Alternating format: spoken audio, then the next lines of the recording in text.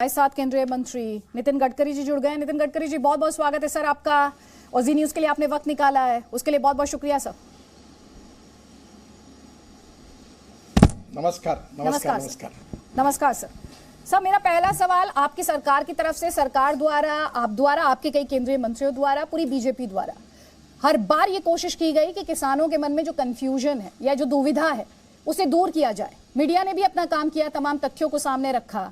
मैं आपसे आज पहला ही सवाल ये समझना चाहती हूं, ये जो पूरा आंदोलन इस वक्त खड़ा है उसे सुलझाने की दिशा में अब सरकार का, आपका अगला कदम क्या है?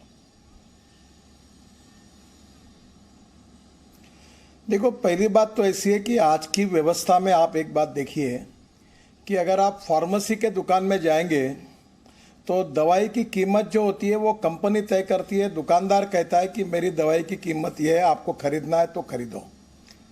अगर हम लोग अखबार खरीदते हैं तो अखबार वाला अपनी कीमत तय करता है। आप कपड़े खरीदने जाए तो कपड़े वाला उसके माल की कीमत तय करता है। पर मुझे एक बात समझ में नहीं आती, ये जब किसान की माल का कोई भी जाता है मार्केट में तो वो कीमत किसान नहीं तय करता, वो कीमत तय करने का अधिकार तीसरे को होता है। कभी बिचौलिया तय करता है, कभी लेने वाला तय करता है। क्या ये किसान के साथ अन्याय नहीं है? और बिचौलियों को और मीडिएटर को हटाकर अगर डायरेक्ट किसान जहां ज़्यादा से ज़्यादा भाव मिले वहां बेचे और अपने माल का सही कीमत उसको मिलती है, तो क्या उसका ये अधिकार नहीं उसको मिलना चाहिए? तो मूलतः ये जो हमने कुछ बातें की और किसानों के हितों में है और किसान का इसमें फ़ायदा हो रहा है, और इसलिए जानबूझकर इस बिल के बारे में किसानों को गुमराह करने की कोशिश कुछ तत्व करते हैं। तो मुझे लगता है अगर सच्चाई किसानों के समझ में आएगी तो निश्चित रूप से ये समस्या नहीं रहेगी। सर, आपने गुमराह करने की बात की है, गुमराह करने की बात की, उसी से जुड़े मेरे कुछ पर्टिकुलर सवाल हैं, पिन पॉइंटेड सवाल हैं। एक तो मैं चाहती हूँ वो तस्वीरें हम अपने दर्शकों को दिखाएं। इस वक्त महात्मा गांधी की प्रतिमा का किस तरीके से अपमान किया गया इस किसान आंदोलन के नाम पर। हम ये भी देख रहे हैं किस तरह हिंदुस्तान को बदनाम करने की साजिश की जा रही है। यूके में इस तरह के प्रोटेस्ट के बारे में हम तस्वीरें अपने दर्शकों को लगातार दिखा रहे हैं। आप ये जिस तरीके से इस पूरे मूवमेंट को, आंदोलन को हाईजैक करने की कोशिश की जा रही है, आपने खुद ये कहा कि किसानों को बरगलाया जा रहा है, तो इसको कैसे हैंडल करेगी सरकार? देखो, एक तो बात की सच्चाई है कि जिनका किसानों के मांगों के साथ, किसानों के आंदोलन के साथ और किसानों के संगठनों के साथ कोई डायरेक्ट इनडायरेक्ट संबंध नहीं, ऐसे लोगों के फोटो वहां कैसे लगाए गए और क्यों लगाए गए ये मेरे समझ में नहीं आता। और ये फोटो लगाए गए कि जो नक्सलाइट मूवमेंट में जिनको सपोर्ट किया उसके बारे में कोर्ट ने जिनको जेल में भेजा, ऐसे लोगों के फोटो लगाए। जो एंटी नेशनल के रूप में लोगों के सामने आए थे, जिन्होंने जिस प्रकार की बातें की थी, उनके फोटो लगाए गए। तो मुझे लगता है कि कहीं ना कहीं एक तत्व ऐसा है कि इस आंदोलन को गुमराह करके सरकार के खिलाफ भड़काकर अपने आंदोलन से अपना फायदा लेना चाहता है, ऐसी कोशिश उसमें की गई है, और ये स्वाभाविक रूप से बहुत गलत और दुर्भाग्यपूर्ण है।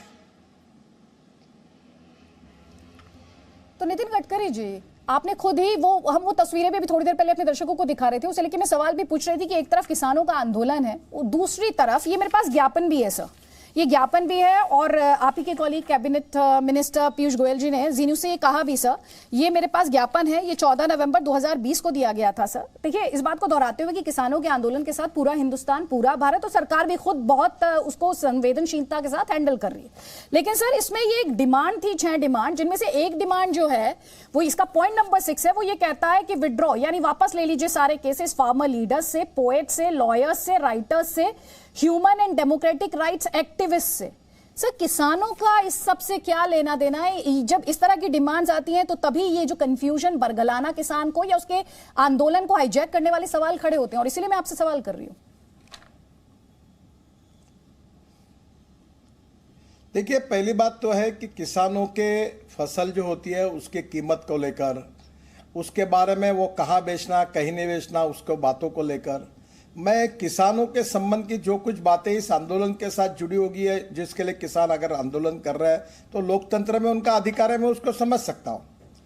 पर जो बातें किसानों के साथ डायरेक्ट इनडायरेक्टली संबंधित नहीं है, उन बातों को उसमें रखना, इसका मतलब ही यही है कि आंदोलन के पीछे चलाने वाले कुछ लोगों का जो उद्देश्य है वो कुछ अलग है।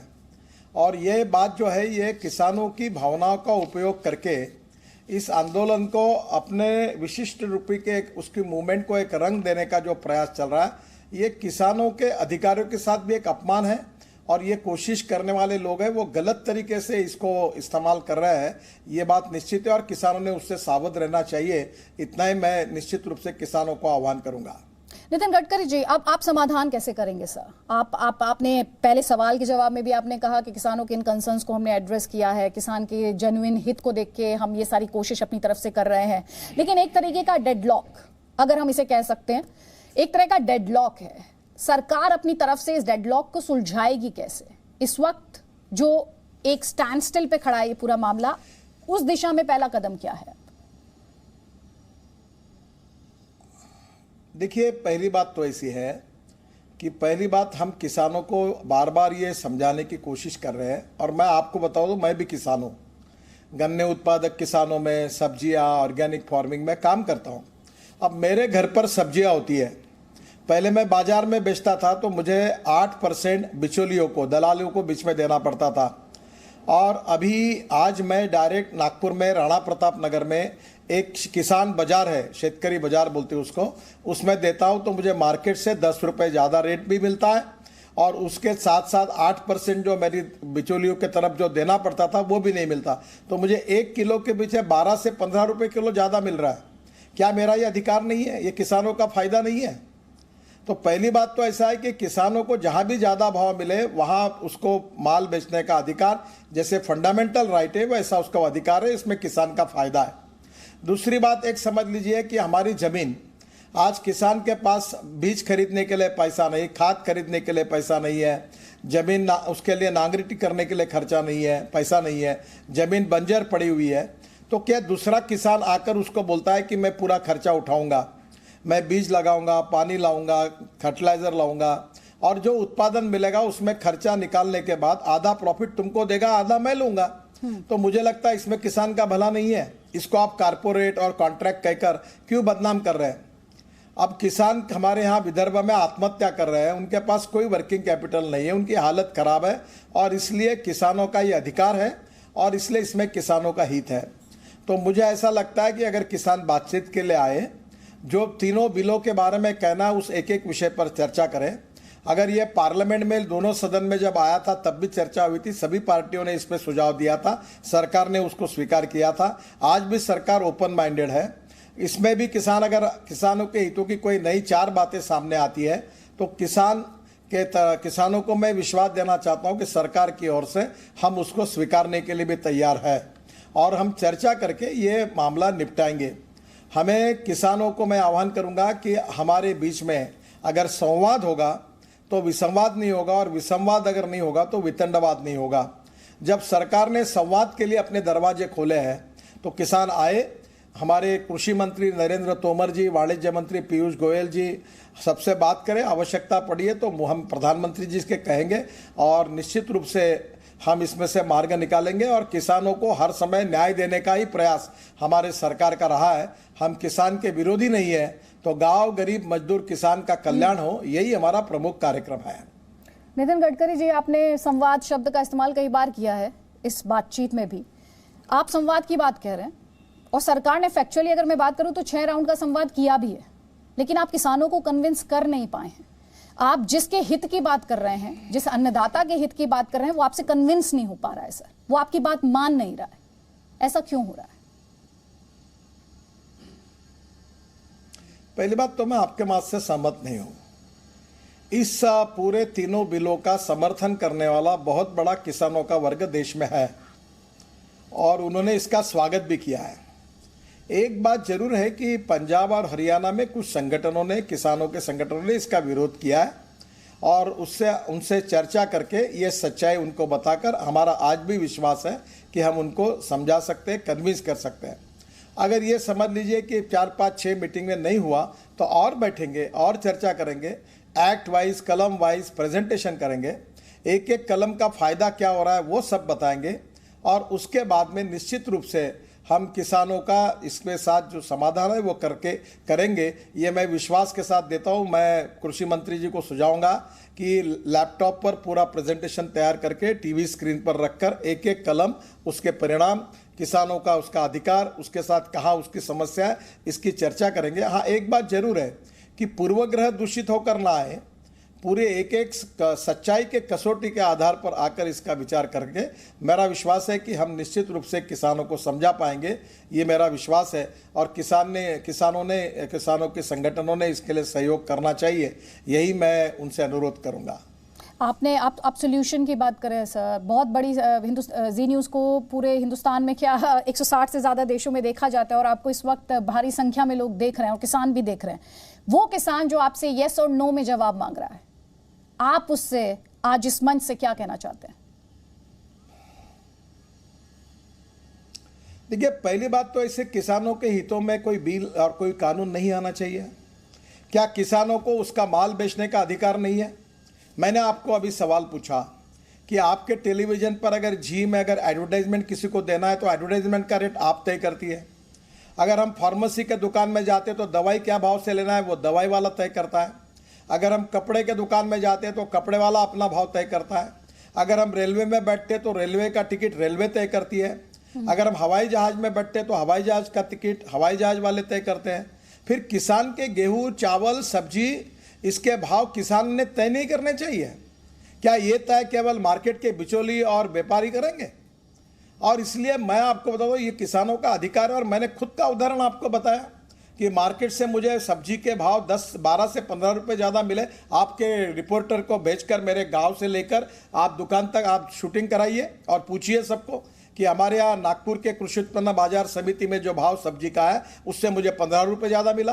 क्या यही बाकी किसानों को नहीं मिलना चाहिए?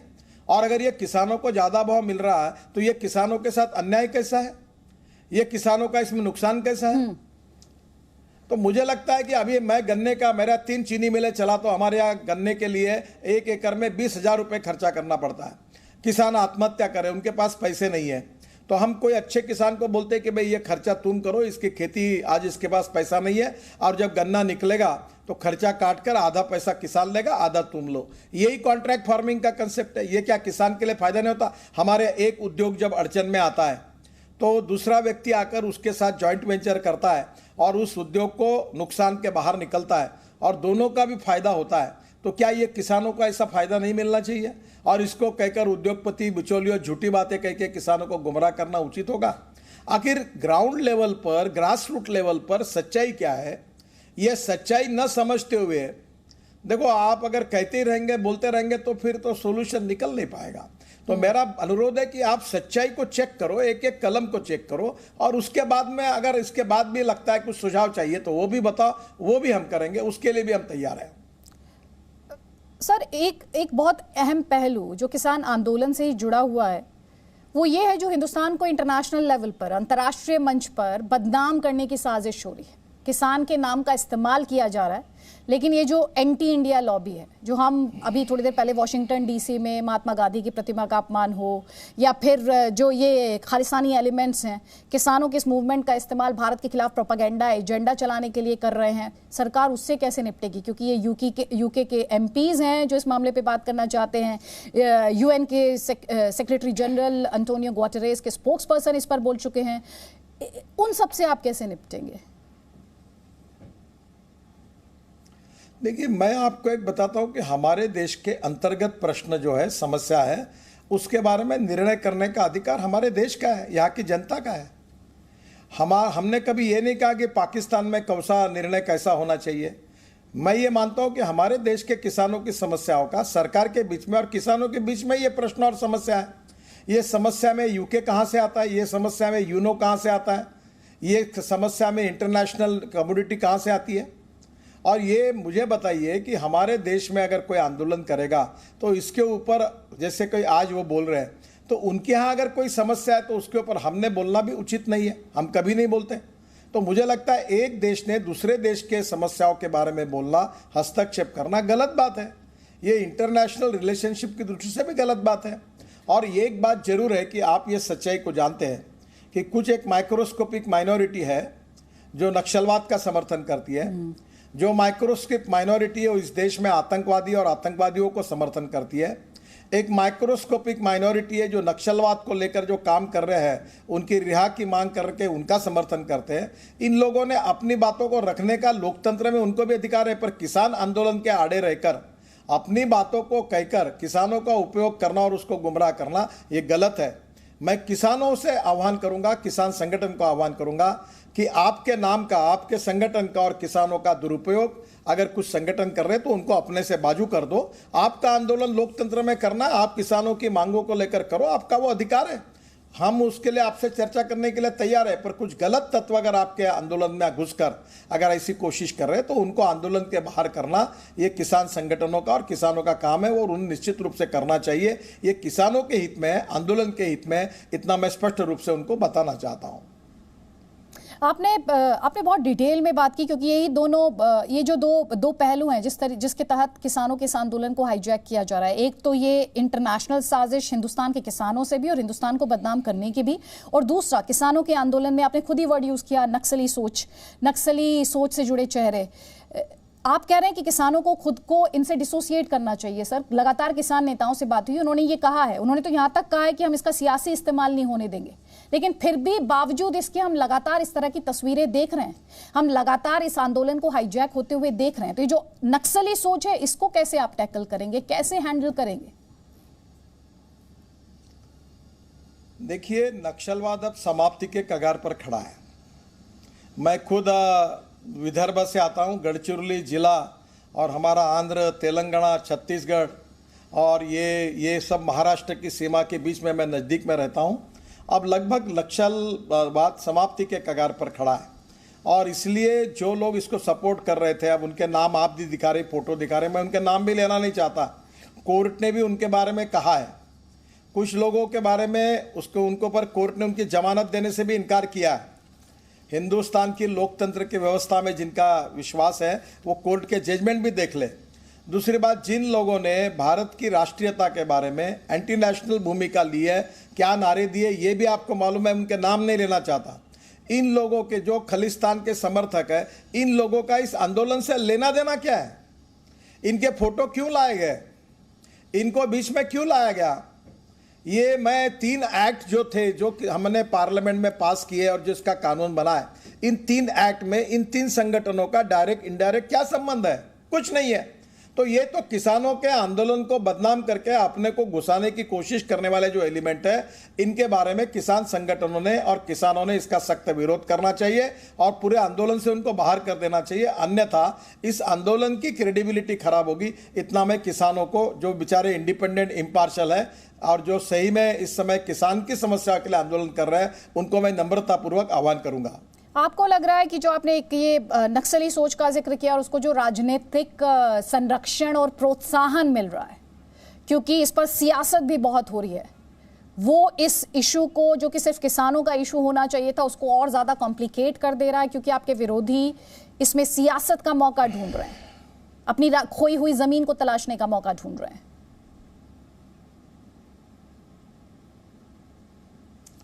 देखो, राजनीतिक नेता राजनीति करता है और लोकतंत्र में उसको करने का अधिकार है। सही है या उचित है, ये बात अलग है। पर मैं आपको एक बताऊं कि हम विशेष रूप से किसान जो है, जो किसानों की समस्या लेकर इस आंदोलन को जुड़े हैं, उन लोगों ने सावधान होना चाहिए कि उनके आंदोलन का, उनके शक्ति का कोई दुरुपयोग ऐसा एलिमेंट ना करे जिसके कारण मूल जो आंदोलन है वो बदनाम हो। और मुझे लगता है इसी आंदोलन से यही बातों के बारे में किसानों को जगाना आवश्यक है। और मैं जी मीडिया को इसके लिए निश्चित रूप से धन्यवाद दूंगा कि आप लगातार इस प्रकार का जो काम कर रहे हैं, उनके बारे में आपने उनको आगाह करके, एक जागरूक करके, सामान्य किसान जो जिनका किसी से कोई संबंध नहीं है, जो केवल किसान की समस्या को लेकर काम कर रहे हैं, उनको सच्चाई बताने का काम आप जिस प्रकार से कर रही है, इसके लिए मैं जी मीडिया को बहुत बहुत धन्यवाद दूंगा। नितिन गडकरी जी, बहुत बहुत शुक्रिया। आपने इतना जी जिस तरीके से फैक्ट्स लगातार दिखाने की कोशिश कर रहा है, आप उसे समझ पाए और अप्रिशिएट भी करें, उसके लिए बहुत बहुत धन्यवाद। लेकिन सर, मैं जिस सवाल के साथ आपसे बातचीत शुरू की थी, उसी सवाल के साथ खत्म करना चाहती हूँ। आपने खुद इस बात को दोहराया कि आप खुद एक किसान हैं। मौजूदा स्थिति में जो सबसे लेटेस्ट इंफॉर्मेशन है वो यही है कि किसान कह रहे हैं कि हम बातचीत के लिए सरकार बुला ले, हम जाने के लिए तैयार हैं। आपके हिसाब से खुद एक किसान होने के नाते और आप मिनिस्टर भी हैं और एक बड़े मिनिस्टर हैं, इसे सुलझाने में पहला कदम क्या है? देखिए, मैं खुद हमारे विदर्भ में जहां 10,000 से किसानों ने आत्महत्या की है, मैं पिछले 15 साल से यहाँ किसानों में काम कर रहा हूँ। ऑर्गेनिक फार्मिंग में हो, इरिगेशन सिंचाई के लिए हो, जल संवर्धन के लिए है हो, इसके साथ किसानों को, गन्ना उत्पादक किसानों में मैं काम कर रहा हूँ और किसानों की ये समस्या से मैं बहुत नज़दीक से परिचित भी हूँ और मैं खुद किसान भी हूँ पारिवारिक रूप से, और इसलिए इन समस्याओं को जानता भी हूँ। और मुझे ये भी पता है कि इस समय किसान बहुत संकटों से चल रहा है। मैं ये नहीं मानता कि किसानों की समस्या नहीं है, समस्या है, पर यह भी है कि सरकार की आज समस्या केवल हमारी सरकार में तैयार हुई ऐसी नहीं है, पिछले अनेक सालों से आती रही, और मैं इसकी राजनीतिक चर्चा भी नहीं करना चाहता और किसी को दोष भी दे देना चाहता। पर मैं आपको इतना ही कहना चाहूँगा कि किसान लोकतंत्र में अपनी बातों को लेकर आए। जो 3 बिलों को लेकर आंदोलन है ऐसा कहा जा रहा है, उसके एक एक कलम वाइज उसका प्रेजेंटेशन हम करेंगे, उसकी चर्चा करें, और चर्चा करने के बाद अगर किसान को लगता है कि कोई कलम और अच्छा ऐसा है जिसमें किसानों का फायदा होगा तो बदलने के लिए तैयार है। सरकार बिल्कुल किसानों की बातों को समझने के लिए तैयार है, और मैं आपसे यही कहूँगा कि इसके बारे में किसानों का आप एक अच्छा काम करिए कि तीनों बिलों का एक एक कलम वाइज चर्चा करके कौन सा कलम किसान के विरोध में, कौन सा नहीं है, दोनों को सामने बैठाकर चर्चा करिए। और इसमें से भारत सरकार की कृषि मंत्री की भूमिका यही है कि जो भी सही होगा, उचित होगा, अगर और दुरुस्ती करना है तो हम चर्चा में निश्चित रूप से समझते हुए उसको सुधारने के लिए भी तैयार है। इससे ज़्यादा क्या लोकतंत्र में हो सकता है। नितिन गडकरी जी, आपने कहा है बिल्कुल जी न्यूज़ ये कोशिश करेगा, आपको भी बुलाएगा किसान के तौर पर भी और मंत्री के तौर पर भी, किसान नेता को भी बुलाएगा और कृषि मंत्री को भी बुलाएगा। जिस संवाद की बात आप कर रहे हैं वो कोशिश हमारी जरूर रहेगी आने वाले दिनों में। आपने वक्त निकाला जी न्यूज़ के लिए सर, बहुत बहुत शुक्रिया। आपने कुछ बहुत सारे अहम पॉइंट्स को जिस तरह से किसानों को एक्सप्लेन करने की कोशिश की है उसके लिए धन्यवाद सर। नमस्कार। नमस्कार sir. Presenting V News app, available on Google Play and App Store. Download it now.